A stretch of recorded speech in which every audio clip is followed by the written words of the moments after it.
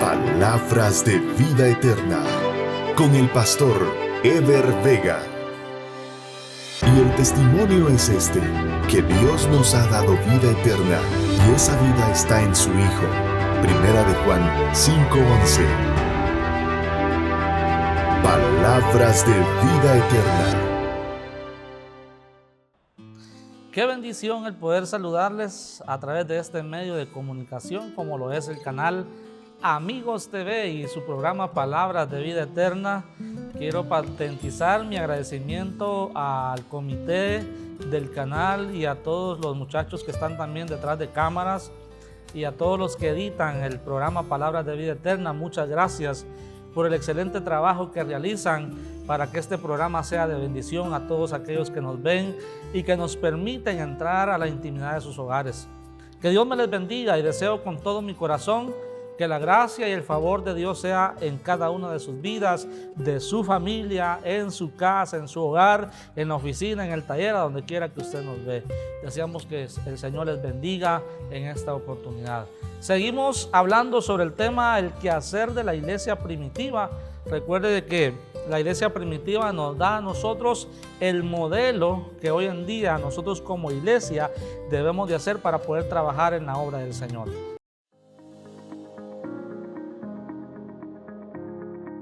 Proclamando a Jesucristo. 5, 4, 3, 2. Continuamos con su programa Palabras de Vida Eterna y estamos hablando sobre la serie El quehacer de la iglesia primitiva, y quiero darle lectura a este precioso pasaje de la palabra del Señor. Y la multitud de los que habían creído era de un corazón y un alma, y ninguno decía ser suyo propio nada de lo que poseía, sino que tenían todas las cosas en común. Y con gran poder los apóstoles daban testimonio de la resurrección de Jesús, y abundante gracia era sobre todos ellos. Así que no había entre ellos ningún necesitado, porque todos los que poseían heredades o casas las vendían y traían el precio de lo vendido y lo ponían a los pies de los apóstoles y repartían a cada uno según la necesidad. Una referencia bíblica de mucho aprecio, de mucho valor, porque vemos a una iglesia primitiva que cuidaba a los suyos, una iglesia, como hablábamos en el programa anterior, una iglesia que tenía comunión, una iglesia que era empática a las necesidades de la gente. Y no estamos hablando hoy en día de que usted venda su casa, que usted venda su terreno, pero vea, hay pequeñas acciones que la iglesia puede hacer para poder impactar el corazón de los demás. No es necesario quizás vender las grandes posesiones que tenemos, pero sí podemos ser empáticos con las necesidades de mi hermano, mi hermana, de mi amigo, mi amiga, de mi prójimo. Y eso es lo que el Señor nos enseña a cada uno de nosotros. Y en el programa anterior hablábamos de que la iglesia tenía comunión, convivía, repartía, ¿verdad?, según las necesidades de cada uno de ellos. Pero hoy vamos a hablar de otro elemento muy importante que a mí me llama la atención, y es la oración. La oración, un elemento de vital importancia. Yo creo que el secreto del éxito de la iglesia primitiva era la oración. La oración, dice la palabra, que puede mucho. La oración eficaz del justo puede mucho. Lastimosamente, hoy no tenemos una iglesia que ore sistemáticamente. Podemos ver a través del libro de los Hechos a Pedro y Juan, a los apóstoles, yendo en horas del día, de la noche, a orar al templo.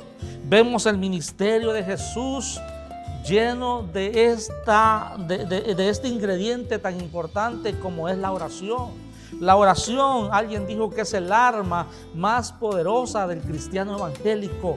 El diablo puede verlo a usted con una Biblia bajo el brazo que no va a tener temor, pero el diablo va a temblar cuando lo vea a usted de rodillas, clamando, pidiéndole al Señor. porque la oración es una comunión entre Dios y ustedes, es una plática entre Dios y yo, donde podemos expresarle lo que sentimos, donde podemos expresarle al Señor lo que Él significa para nosotros, donde usted y yo podemos llegar a la misma presencia del trono del Señor y alabarle y adorarle. Es una herramienta poderosa que el Señor nos ha dejado a nosotros, ¿verdad? Para poder practicarle. Yo quiero animarle a usted para que empiece con pequeñas acciones. Aparte un lugar ahí en la esquina de su casa, haga un altar familiar donde pueda estar a solas con el Padre, donde pueda usted derramar su alma delante de la presencia del Señor y pedirle a Él lo que usted necesita. Mire, en la Biblia encontramos pasajes que el Señor mismo nos invita a nosotros a buscarle. Él dice: clama a mí que yo te responderé y te enseñaré cosas grandes y ocultas. Él dice: pedid se os dará, llamad y se os abrirá, porque todo aquel que pide recibe y el que busca halla. Y la iglesia primitiva era una iglesia poderosa porque era una iglesia de oración. Era una iglesia de oración, una iglesia que buscaba al Señor. Sí, era una iglesia muy, pero muy poderosa que siempre hacían oraciones al Señor. Y vea, voy a leer, es un pasaje que me llama a mí la atención. Y vea esto, lo que dice la palabra del Señor acerca del tema que le estoy hablando. Y esto es sorprendente, amados televidentes, porque el Señor es así de poderoso. Pedro es librado de la cárcel. Vea esto, mire qué interesante. Y dice la palabra del Señor, vea. Cuando Pedro, en el capítulo 12, Pedro había sido encarcelado. Y mientras Pedro estaba encarcelado, la iglesia primitiva estaba orando en la casa. Y cuando el Señor mandó a su ángel a sacar a Pedro de la cárcel, dice que Pedro se dirigió hacia esa casa donde estaban los hermanos en oración. Verso 13, y cuando Pedro llamó a la puerta del patio, salió a escuchar una muchacha llamada Rode, la cual, cuando reconoció la voz de Pedro, de gozo no abrió la puerta, sino corriendo adentro dio la nueva que Pedro estaba en la puerta, y ellos le dijeron: estás loca. Pero ellos aseguraban que así era. Entonces ella decía: es su ángel. Mas Pedro persistía en llamar, y cuando abrieron le vieron y se quedaron atónitos, pero haciéndoles con la mano señal de que callasen, les contó cómo el Señor les había sacado a la cárcel, y dijo: haced saber de esto a Jacobo y a los hermanos, y salió y se fue a otro lugar. Pero vea, mire qué interesante esto. Si leemos todo el capítulo 12, dice la palabra del Señor que la iglesia hacía oración. Sí, en el versículo 5 dice: así que Pedro estaba custodiado en la cárcel, pero la iglesia hacía sin cesar oración a Dios por él. ¿Se dan cuenta? Y en la curación del cojo, Pedro y Juan iban al templo a orar, dice la palabra del Señor. Y aquel cojo estaba ahí en la puerta del templo pidiendo limosna. Y cuando Pedro y Juan llegan, le dicen: míranos, no tenemos plata ni oro, mas lo que tenemos te doy en el nombre de Jesús. Levántate y anda. Y dice la palabra del Señor que aquel hombre se levantó, el milagro sucedió. ¿Por qué razón? Porque era una iglesia que permanecía en la oración. Ruego a Dios, mis estimados, ruego al Señor para que levante una generación de hombres y mujeres, jóvenes que den la talla, jóvenes que paguen el precio, hombres que paguen el precio, mujeres que paguen el precio, y que se levanten de mañana, se levanten en la tarde, en el anochecer, a orar, a estar a solas con Dios y a buscar el rostro de Dios. Dios dijo al pueblo de Israel: si se humillare mi pueblo sobre el cual mi nombre es invocado, y oraren y buscaren mi rostro, entonces dice el Señor: yo iré de los cielos, perdonaré sus pecados y sanaré su tierra. La oración es muy importante. La iglesia era una iglesia de oración, una iglesia que amaba la oración, una iglesia que siempre deseaba estar a solas con su Señor. Qué importante. Recordamos los inicios de nuestra iglesia. Yo no sé si usted se acuerda, pero encontrábamos a gente allá en las orillas de los ríos, allá en los guatales, en la montaña, hombres que estaban ahí arrodillados, clamándole al Señor por un avivamiento de la iglesia. Recuerdo en el año 1997, no se me olvida, ese año donde allá en Petén hubo una campaña donde 89 personas aceptaron a Cristo. Pero sabe, la iglesia había hecho ayuno y oración por una semana completa. Oiga bien, vigilias completas, ayunos todos los días. Y esa campaña fue bendecida porque la iglesia buscó el rostro de Dios. Si 2 o 3, dice la palabra, nos ponemos de acuerdo a pedir por una sola cosa, Dios haría obras extraordinarias. El problema de hoy radica en que la iglesia no está orando. La iglesia no está clamando. La iglesia no está buscando de Dios. El poder del cristiano, dice el escritor, está en la oración. Y si oras constante, vencerás en todo tiempo la tentación. El poder del cristiano está ahí, en orar, en pedirle al Señor que nos ayude a salir hacia adelante y buscar el rostro de Él cada día. En la Biblia encontramos ejemplos de hombres y mujeres que pagaron el precio y que estuvieron ahí siempre en constante comunión con Dios. De eso quiero hablarte en el próximo segmento. Por eso te invito para que no le cambies. Vamos a ir a un corte y luego continuamos con ese tema tan interesante. Difundimos la verdad de Cristo. Amigos TV. Seguimos con su programa Palabras de Vida Eterna. Deseamos que el Señor le bendiga y que usted esté siendo edificado a través de lo que estamos hablando. Estamos hablando y tocando un tema muy interesante. A mí me está edificando este tema del quehacer de la iglesia primitiva. Y hablábamos acerca de 3 ejes muy importantes que la iglesia primitiva practicaba, que es la comunión. Y el tema que estamos desarrollando ahorita es la oración. La oración es fundamental en la vida de todo cristiano. Como dijo cierto predicador, cristiano que no ora, el diablo se lo devora. Y es así, porque la oración es de vital importancia para los hijos del Señor. Y vemos, como les dije, a raíz de toda la Biblia, vemos a hombres que trascendieron e impactaron su mundo, a hombres que impactaron el lugar donde estaban. ¿Por qué? Porque pasaban momentos de comunión, de oración con su Dios. Yo quiero esta oportunidad incentivarle a usted, mi estimado. ¿Quiere que Dios lo use a usted? ¿Quiere que Dios lo levante para la honra y gloria de su nombre? ¿Quiere vencer ese temor? ¿Quiere vencer ese miedo? ¿Quiere vencer eso que le está a usted robando la bendición del Señor? Pues levántese, pague un precio. Pague el precio y ore al Señor. Búsquelo a Él en oración y ayuno y se va a dar cuenta cómo Dios lo va a levantar y lo va a usar a usted para la gloria de su santo nombre. Quiero mencionarle, por ejemplo, a grandes hombres que pasaron tiempo de oración.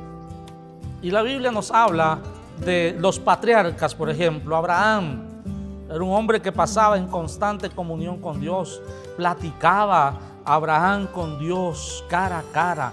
Ahí estaba Abraham siempre intercediendo, siempre platicando con su Creador, hablando con Él. Y para Abraham era algo especial eso, el poder, mire, estar a solas con Dios. Allá en la cumbre, cuando Dios había determinado a destruir a Sodoma y Gomorra, ahí Abraham estaba intercediendo por ellos.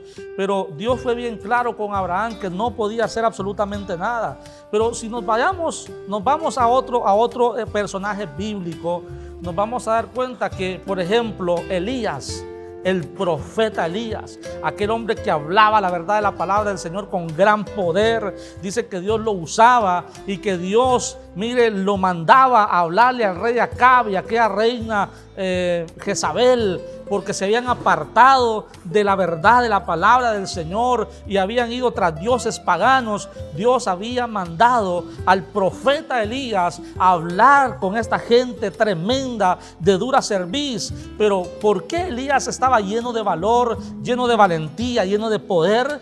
Porque pasaba momentos con Dios. Elías oraba al Señor, clamaba a Dios. David era un hombre que en uno de los salmos dice que tarde y mañana y al mediodía estaba clamando al Señor, estaba pidiéndole a Dios por su vida, por la vida de su pueblo, por la vida de su familia, por la vida de todos aquellos que estaban a su alrededor. Mira, mi estimado, hay tanto por qué clamarle al Señor, hay tanto por qué pedirle al Señor, hay tantos ejemplos en la Biblia que están aquí plasmados que deben de motivarnos a nosotros a buscar al Señor. Daniel y sus amigos, hemos leído más de alguna vez la historia de Daniel y tú las has escuchado, y dice la Biblia que 3 veces al día, Daniel clamaba y buscaba al Señor, como siempre lo solía hacer. Y cuando vemos la historia de Daniel y sus amigos, vemos cómo Dios los respalda. Vemos cómo Dios los respalda a ellos. Y aquí voy a decir una verdad muy importante, muy importante. Mira, el tiempo que tú pasas a solas con Dios, el tiempo que tú pasas a solas con el Señor, lo verás reflejado en el respaldo que Dios te dará cuando te paras al frente. Sí, cuando te paras en un púlpito y predicas la palabra del Señor, cuando vas al parque a testificar, cuando vas al autobús a testificar, cuando vas allá a los necesitados a testificar del Señor, y verás cómo Dios te va a usar y las palabras van a fluir de tu boca, y no vas a ser tú, sino que Dios hablando por medio de ti, mi estimado, porque tú has pagado un precio. Has pagado un precio ahí en la intimidad, donde nadie te ve, donde nadie está contigo, no que Dios está ahí nada más contigo. Ahí tú estás pidiéndole al Señor y diciéndole: respáldame, Señor, este mensaje lo pongo en tus manos. Mira, para venir a grabar estos programas, no crea, pagamos un precio, hay que pagar un precio. Y no es económico, porque acá, gracias a Dios, el canal no nos está cobrando ni un centavo. Pero vea, pagamos un precio. Señor, respalda, pon palabras en mis labios para hablar de tu amor ahí a través de estas cámaras, de esta pantalla del canal Amigos TV. Así que el tiempo que tú pasas con Dios a solas ahí en tu intimidad se reflejará cuando tú te paras al frente y hablas del amor del Señor. Eso pasaba en la iglesia primitiva. Vemos la escena de Pedro encarcelado y la gente, mira, la gente religiosa amenazándoles ahí, diciéndoles: no hablen más de ese nombre, no, te prohibimos que tú hables en ese nombre. Pero ¿qué dice Pedro? Es menester, dice Pedro, obedecer a Dios antes que a ustedes. Esa es autoridad. Autoridad no es gritar, hombre. Autoridad no es eso, brincar y hacer un montón de payasadas. Y disculpe lo que estoy diciendo, pero la autoridad es esta: orarle al Señor. Y cuando tú vas a hablar cosas congruentes y vas a causar esa sensación en el corazón de la gente. No la vas a ofender en ninguna manera, pero Dios te va a respaldar ahí en el momento preciso. Y Pedro le dijo: es menester obedecer a Dios antes que a ustedes. Y Dios respaldó a Pedro. Y dice la Biblia que envió a su ángel a la cárcel y sacó a Pedro de la cárcel. Muchas veces Pablo también fue testigo de eso, de cómo Dios lo libró de las manos de esta gente que le odiaba. Hay tanta situación hoy en día que nos impide a veces y que están ahí, ¿verdad?, estorbándonos, y hay cosas que hay que vencer y no las vamos a vencer si no doblamos rodillas y le pedimos al Señor, si no le pedimos a Dios, si no buscamos su rostro. El mundo nos está, mire, haciendo estragos en la vida de la iglesia. El mundo se está metiendo a la iglesia. El mundo está, mire, metiéndose en la iglesia. Y tanta situación de pecado, tanta situación en la vida de la iglesia. Por eso Pablo dice: despojémonos del pecado que nos asedia y corramos con paciencia la carrera que tenemos por delante. Una cosa hago, dijo Pablo, olvidando ciertamente lo que queda atrás y enfocándome en lo que está delante. Prosigo a la meta, al premio del supremo llamamiento de Dios en Cristo Jesús. ¿Cuál es tu anhelo? ¿Cuál es tu visión? ¿Cuál es tu meta? ¿Vas a la iglesia porque otros van? ¿Vas al culto porque otros van? Si lo haces así, eso no tiene sentido. Yo voy a la iglesia porque estoy agradecido con Dios por lo que Él hizo en mi vida. Me perdonó, me justificó, me redimió, me dio un ministerio. ¡Ah, qué precioso es poder adorar el nombre del Señor! Y saber de que mi vida tiene sentido porque Él le ha dado sentido a mi existencia. Dios es la razón de mi existencia. Mi vida tiene sentido, por eso desde el día que le encontré, del día que Él me llamó allá en el año 1996, a la edad de 14 años, saliendo de un hogar no cristiano, pero de ahí el Señor me sacó y tenía propósitos para mi vida. De igual manera, Dios tiene propósitos para tu vida, mi estimado, pero es importante que tú puedas entender el propósito de Dios y puedas ser como esta gente, la iglesia primitiva, una iglesia que pagaba el precio, una iglesia que oraba, una iglesia que buscaba de Dios, una iglesia que estaba ahí siempre de rodillas, clamando, pidiendo el respaldo del Señor, y el Señor se los daba y el Señor le añadía a la iglesia a aquellos que habían de ser salvos. Mi pregunta es, ¿cuál es tu temor? ¿Cuál es el reto? ¿Cuál es el miedo tuyo, mi estimado? Yo te animo para que tú te levantes y seas de bendición a otros, porque Dios quiere usarte. Dios quiere usarte poderosamente, pero es necesario que tú te levantes y que tú creas que con Dios todo es posible. Te animo para que tú, en esta oportunidad, cierres tus ojos ahí donde estás y le digas: Señor, en tus manos está mi vida. En tus manos estoy, Señor. Úsame, que a donde quiera que yo vaya, que a donde quiera que yo me pare a hablar de tu amor, pueda tener el respaldo tuyo, Señor. Que esas palabras puedan fluir en mi boca, que sea tu Espíritu Santo guiándome en todo, y que podamos sobre todo darte a ti toda honra y toda gloria. Así que gracias por darme esta oportunidad de servirte y de honrarte, Señor. En el nombre de Jesús. Amén. Amén. Que Dios te bendiga. Gracias por tu atención y te espero en un próximo programa.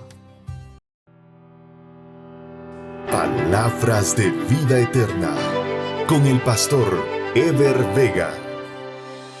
Y el testimonio es este, que Dios nos ha dado vida eterna y esa vida está en su Hijo. Primera de Juan 5:11. Palabras de vida eterna.